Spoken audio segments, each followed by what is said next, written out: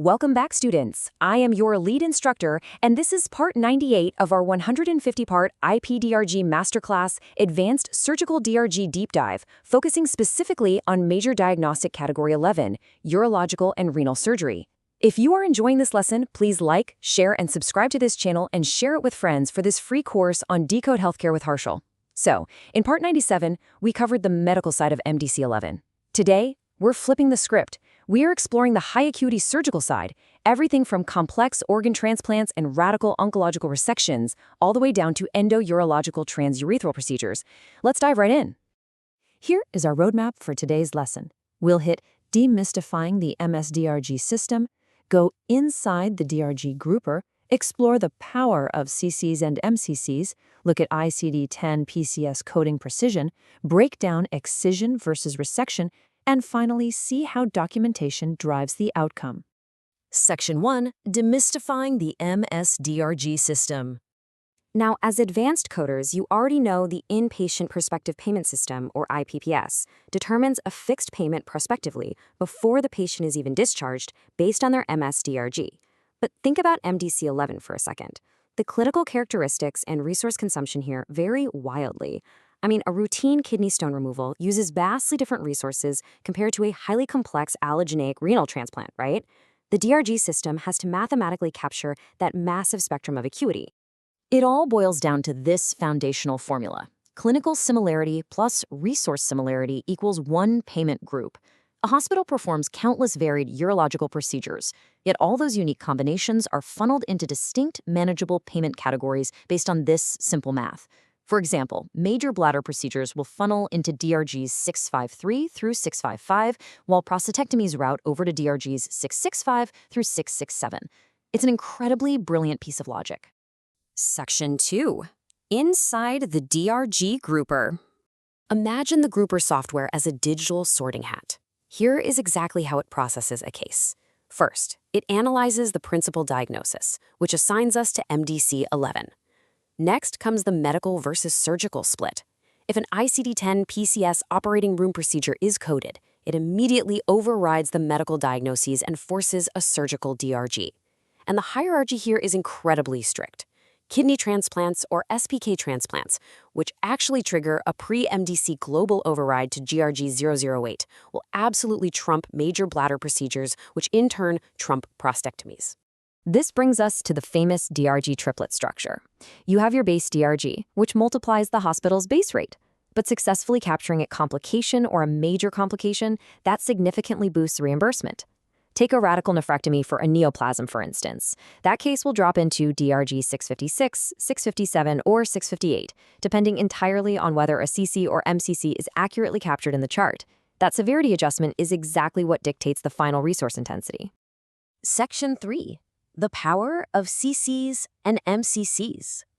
Now, present on admission or POA indicators strictly govern the power of those CCs and MCCs. While the standard logic applies broadly, let's look at urology-specific scenarios. If a patient is admitted with septic shock, say severe urosepsis, present on admission, the relative weight effectively doubles. But what if the patient develops an acute postoperative urine leak, a ureteral stricture, or severe post-hemorrhagic anemia after a complex bladder surgery?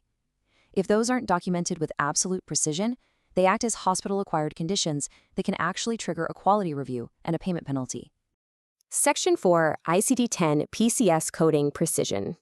Over on the surgical side, ICD-10 PCS is used exclusively for inpatient procedures, utilizing a strict 7-character alphanumeric structure with 0 decimals.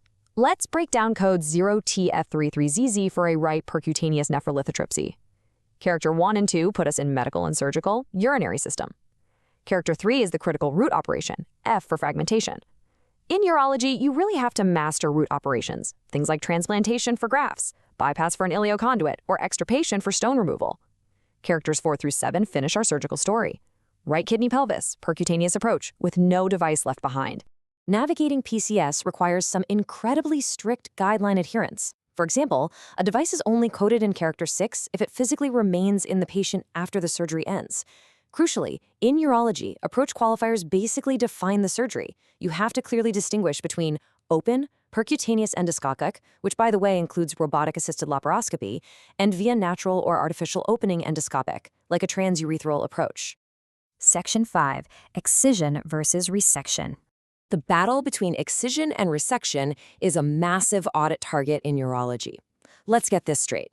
Excision is cutting out a portion of a body part. Resection is cutting out all of a body part or all of a specific PCS subdivision. Choosing the wrong one for an oncological tumor removal entirely alters the PCS code, completely changes the DRG assignment, and practically invites a payer denial. Let's apply this to real-world urology. A partial nephrectomy for a tumor or a transurethral resection of a bladder tumor, a TURBT, are actually coded as excisions because only a portion is removed. But a total radical nephrectomy, a complete radical cystectomy, or a transurethral resection of the prostate, a TURP, are resections because the entire designated anatomical part is removed. In this field, precision is absolutely everything. Oh, and a quick drop to watch out for: not all biopsies are excisions. Things like bone marrow biopsies are coded as extractions. Section 6. Documentation drives the outcome. We know vague documentation causes massive revenue loss and compliance risk, but let's look at how this applies to urology audit defense. Broad, poor documentation like post-op abdominal pain completely fails the grouper engine, but highly specific documentation like clearly validating the medical necessity of a robotic radical prostatectomy or explicitly detailing an ileus and bowel obstruction following an orthotopic neobladder creation, that ensures an accurate, compliant, and fully resourced DRG assignment. As our training materials explicitly state, always cross-verify the principal diagnosis in the discharge summary with the history and physical and the progress notes. A coder's job is fundamentally investigative. As an auditor, you are actively validating the inpatient medical necessity of these complex, high-acuity urological surgeries. You have to ensure the clinical story aligns perfectly from the exact moment of admission all the way to discharge to successfully defend against payer denials. So, I leave you with this. Is a missing link in your clinical documentation currently causing a massive revenue leak or even inviting an impending compliance audit? Think about it.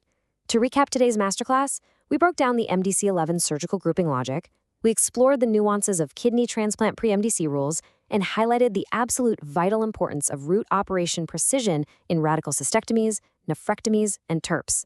Next time, in Part 99, we'll continue our journey with an advanced medical DRG deep dive into major diagnostic category 12, male reproductive system. If you're enjoying this lesson, please like, share, and subscribe to this channel, and share it with friends for this free course on Decode Healthcare with Harshal.